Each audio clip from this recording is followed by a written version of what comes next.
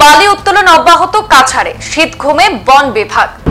অবৈধ খননের ফলে নদী ভাঙন ভয়ঙ্কর রূপ ধারণ করেছে। সোনাবাড়ি ঘাটে অবৈধভাবে খনন করে চলছে বালি পাচার। বন বিভাগকে ম্যানেজ করে অবাধে বালি উত্তোলন করছে মাফিয়ারা। বন বিভাগের নিষ্ক্রিয় ভূমিকা নিয়ে নানা প্রশ্ন জনমনে। সরকার যখন দুর্নীতি ও মাফিয়াদের বিরুদ্ধে কঠোর ব্যবস্থা গ্রহণ করছে, ঠিক সেই সময় মাথাচাড়া দিয়ে উঠেছে মাফিয়ারা। কাছাড়ের সদর ফরেস্ট রেঞ্জের অধীন সোনাবাড়ি ঘাট অঞ্চলে অবাধে চলছে বনজ সম্পদ লুণ্ঠন। বিগত কয়েকদিন ধরে বরাক নদীতে একাংশ বালি মাফিয়ারা অবৈধ পন্থায় উত্তোলন করছে বালি। বন বিভাগকে ম্যানেজ করে বিনা চালানে প্রতিদিন পাচার হচ্ছে বালি। ফলে সরকারের লক্ষ লক্ষ টাকা রাজস্ব মার খাচ্ছে বলেই অভিযোগ। স্থানীয় জনগণের অভিযোগ, সদর রেঞ্জের রেঞ্জ অফিসার সহ বনকর্মীদের ম্যানেজ করে এইসব সিন্ডিকেট রাজ চালাচ্ছে মাফিয়ারা।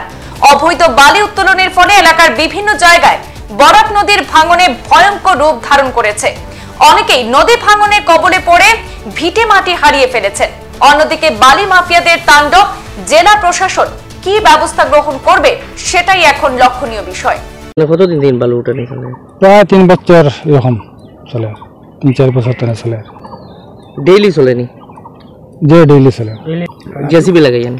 জেসিপি লাগাইয়া চলে, লেবার দিয়ে চলে, এরকম চলে। আপনারা কিটা ভাবেন যে এই বালি খননের লাগিয়া মানে এই বাঙ্গনটা বেশি নিক ওইতে পারে? ওইতে পারে। এটা সুরটা তো তখন ওদিকে আমরা নদীরই পারে, সুরটা এই যায়, এইরকম হয়তো ক্ষতিগ্রস্ত করতে পারে। গাড়ি যায় ডেইলি এখান থেকে বাইরে? 100 গাড়ি এরকম যায়। জেসিবি কয়টা লাগে কেন? জেসিপি তো প্রায় 4-5টা। এই জায়গার নাম হইল বাঘপুর পাটুয়ান, নদীর ওপার হইল সোনাবাড়ি ঘাট। 3-4 বছর তো বালি উঠানি চলে, ওটার লাগিনো বাঙ্গের কিবান কোন তো বুঝা যান না। ও মা, বালি ডেইলি উঠানি চলে? ডেইলি উঠানি চলে। কয় গাড়ি যায়? এমন গাড়ি বাইরে? তো কত গাড়ি আর হিসাব নাই। জেসিবি লাগাইয়েন? ডিসিপিও লাগে, লেবার দিয়ে 3-4টা হলো ডিসিপি লাগে। 3 রাইতে চলে। মনে করে নেল লাগে এইদিকে বাঙ্গনটা বড় ওগো হইতে পারে, কারণ আবার তো হুতেই আবার বালি মারে নাঙ্গর হুতে। সংবাদ এই পর্যন্তই, ফিরছি পরবর্তী অন্যান্য আপডেট নিয়ে। ধন্যবাদ।